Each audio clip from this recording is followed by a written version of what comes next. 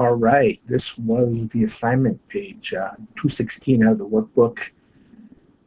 Some sums to write in summation notation, right? And some series to sum.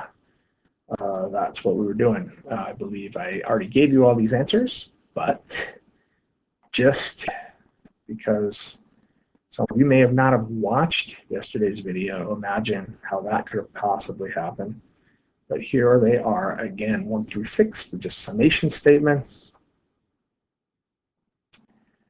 And then 7 through 20 were problems which you had to write the summation statement.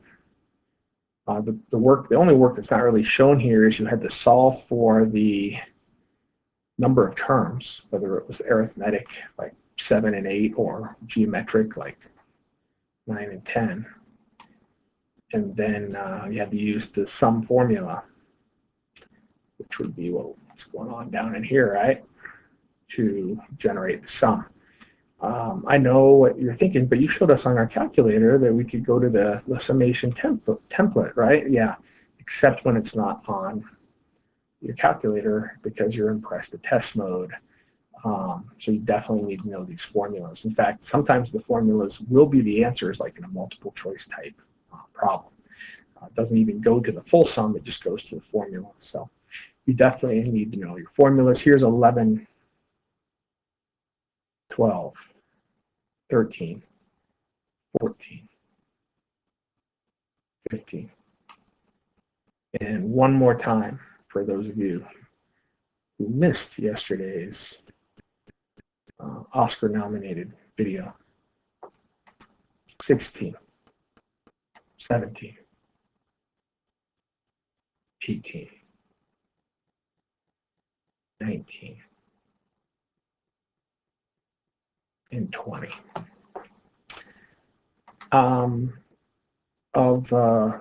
Of you, like 80 students in 3 different classes, I only had 3 problems that were requested to be done. Only 3, believe it or not. And one of them was number 4 here. So let's take a look at what's going on with number 4. It looks like there's 2 patterns that are happening. One of those patterns is the numerator, which seems to be going up 1, up 1, up 1. Okay. You could call that x, I suppose. It all depends, right? Where are we going to start? Do you want to start it at 0? Do you want to start it at 1? I guess we should be getting in the habit of starting at 1, since that's how our formulas work. So let's say we're going to start it at, k equals 1. Well, then this formula up top isn't just going to be k, because if I plug a 1 in for k, I get a 1, not a 0. I'm going to have to do k minus 1. So now if I put a 1 in, I get a 0. If I put a 2 in, 2 minus 1 is 1, and now that pattern fits. Now the bottom looks like it's also arithmetic, up 3, up 3, up 3. So it's just going up by 3k. Now do I have to make an adjustment on this? Well, let's test it. 3 times 1 is 3. My first term is 3. So I don't have to make an adjustment. See how that works? 1 times 1 is not 0. 1 times 1 is 1. So I had to make an adjustment, minus 1. But then this one I didn't. Now, if k minus 1 ends up being 9, then I would guess k would have to go all the way up to 10 to make this series complete. And we should test it on the bottom. 3 times 10, right, is 30. Yes, that's what I end with in the denominator. So there you go. That's your answer for number 4. Notice that it says write each summation notation. Okay, assuming the suggested power continues. That's it. Just write the summation statement. So you didn't have to actually add those up. You just had to write the summation statement for problems 1 through 6. The next question that was asked was problem number 9. Number 9 is a geometric sequence. I know this because to get from 36 to 9, I have to divide by 4, specifically -4. And then to get from 9 to 9/4, I have to divide by 4. Once again, -4, because a negative over a negative gives me a positive. And then it looks like the denominator is multiplied by 4 again, so that means we're dividing by 4 again.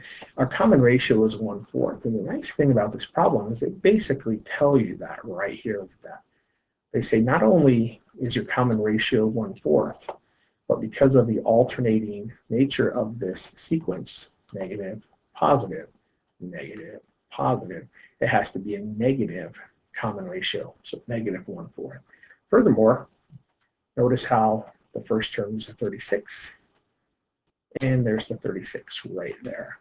Okay, so they basically were giving you the formula that you need to know right off the bat. These are probably a little low on this page to help us, so let me move these up.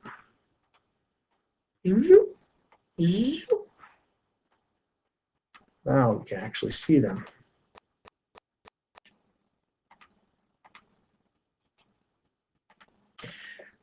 So notice how the formula that they gave us is exactly aligned with A1, first term, multiplied by the common ratio to the I-1, or to the index -1. So that's exactly what we see here.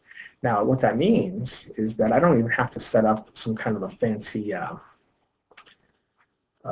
logarithmic equation to solve for the number of terms. I just have to know that my exponent in my formula is I-1, and the last exponent in the pattern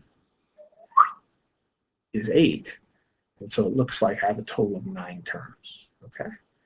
And so with that being said, we can come in here and we can fill in some blanks. Let's do that. We now know that there are 9 terms. That's a 9. We know that the first term was 36.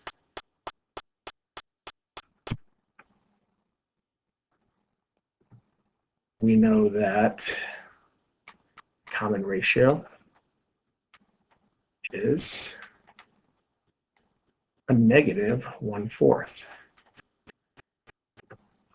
So -1/4. Okay. And now we just have to figure out the sum. The formula to find the sum is going to be our first term, so 36 multiplied by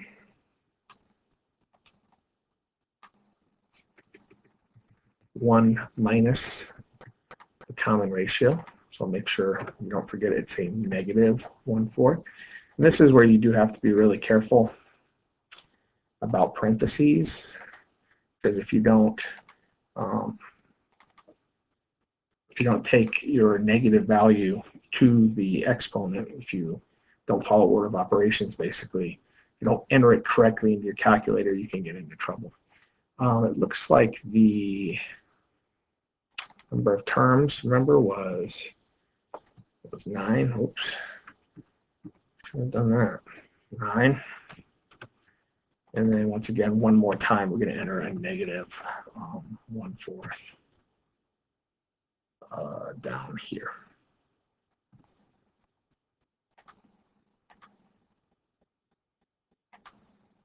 And there you go. You're ready to roll. How would we do this if if we weren't using the calculator? Well, we could reduce this a little bit. We could say that 1 minus 1/4 is like 1 plus 1/4.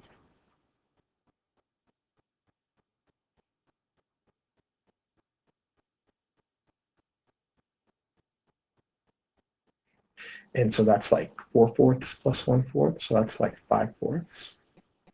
we could actually, move that out here and think about multiplying by 4/5 to reduce it a little bit. Of course, 5 doesn't go into 36, so I don't know if that gets you that far. So maybe it's just time to go ahead and throw it in the calculator. Let's go ahead and do that. 36 multiplied by the quotient,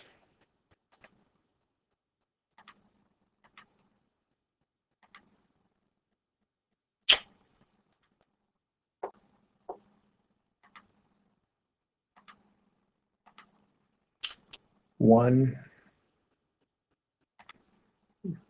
subtract, and I'm going to be really careful with parentheses here.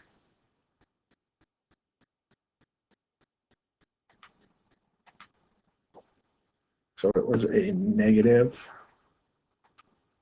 1/4 raised to the 9th power. And over it, you could write 1 minus negative 1/4, or we already reduced it. We already know it's 5/4, so we could just type in 5/4 there. But that should give us our answer. If you want an approximate value, this is the exact fractional answer. If you want an approximate value, tell your calculator to approximate it. So 28.800. Okay. Now remember, we could, if we're not in press the test mode, go into our template and tell our summation statement from 1 to 9 to tell us the answer of 36 times negative 1/4 to the x minus 1. And we should get the exact same fraction, the exact same approximation, and we do. So there is problem 9. Once again, when you're dealing with the fractions, it makes it a little bit uglier to work with, but they oftentimes give themselves away because the terms that are further down the line, like down here, end up getting so ugly that you don't write them as fractions. You actually write them kind of as formulas. And so if you notice, they pretty much gave us the formula just within the pattern itself. Okay, and you'll see those. You saw a couple of them in the homework out of the textbook. It looks like there was another one, number 19. It was very similar. Okay. All right, let's do the last requested problem last night, which was number 20. Number 20.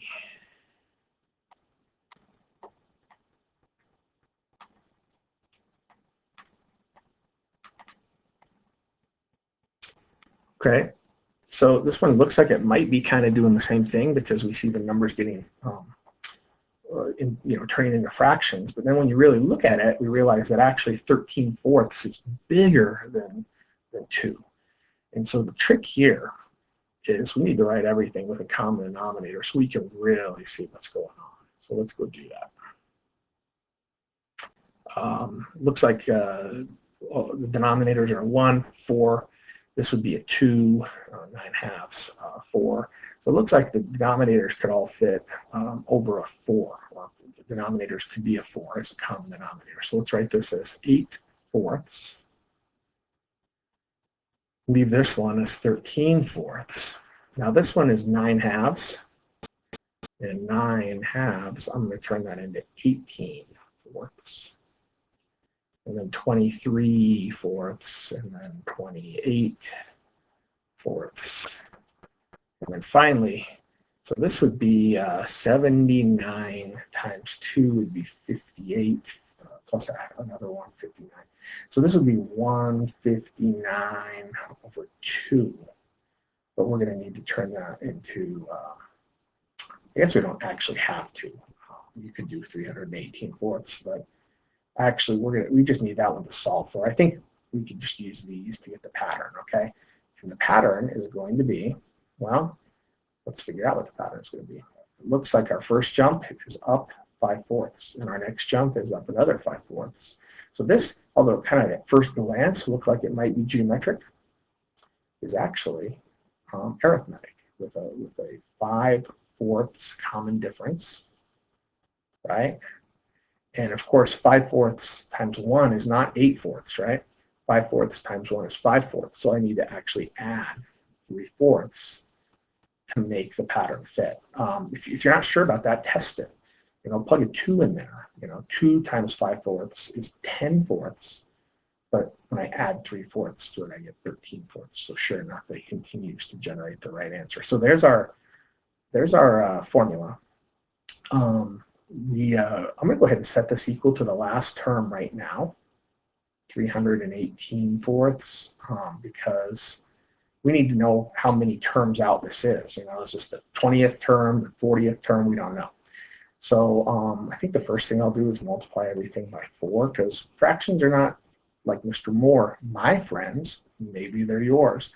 But I'm going to get rid of those fractions. So if 4's all cancel, I get 5n plus 3 is equal to 318. Subtract the 3, 315.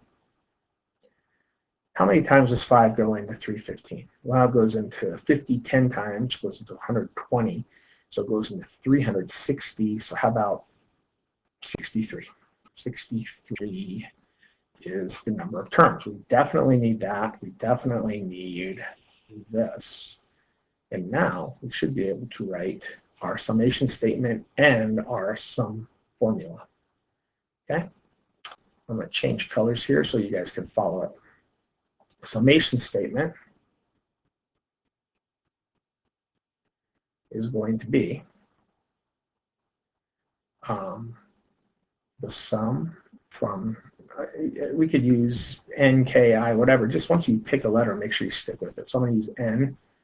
So n equals 1 to 63 terms, right, of 5/4 n plus 3/4.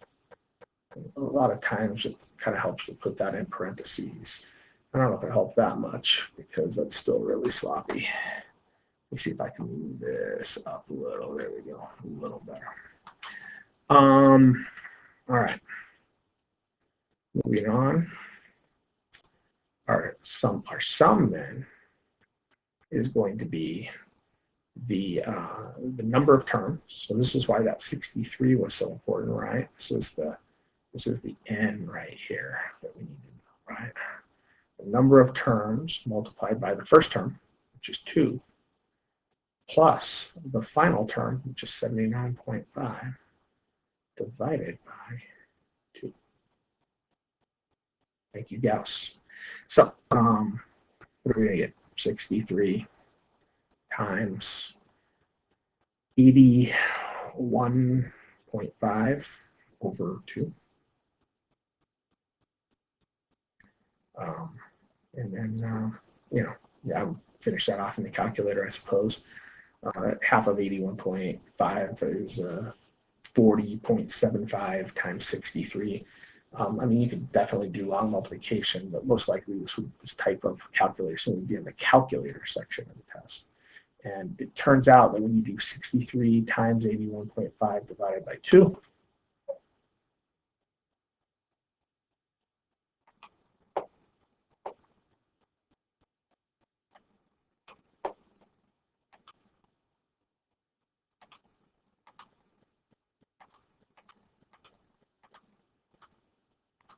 we get 2567.25.